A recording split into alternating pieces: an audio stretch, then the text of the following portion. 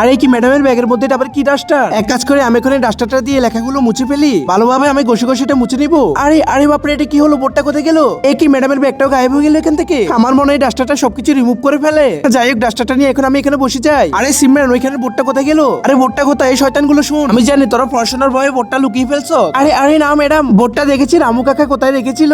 রামু কাকা, বোর্ডটা কোথায়? আরে আমি তো জানি না, প্লিজ ম্যাডাম আমাকে মাফ করে দেন, আমি এখনই লাগাচ্ছি। যাই হোক, আজকে অল্পের জন্য আমি বেঁচে গেছি, এখন এটাকে লুকিয়ে ফেলি। আরে বাপরে, এই কি আমার ব্যাগটা কোথায় চলে গেল?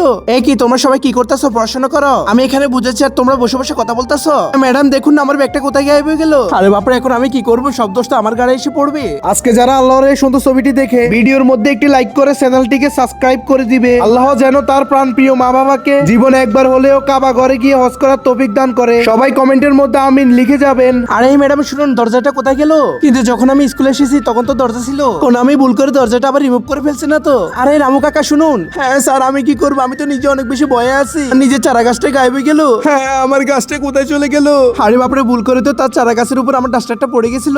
এই ডাস্টারটার মধ্যে সমস্যা আছে। আরে এখন থেকে সে আমার জুতোটাও গায়েব করে ফেলছে। ইমরান, আমার ডাস্টার তোমার কাছে নাকি? হ্যাঁ ম্যাডাম, এই গাটিয়ে ডাস্টারটা আপনি আপনার কাছে রাখেন। না সিমরান, বাঁচাও। ইমরান, তুমি এটা কি করছো?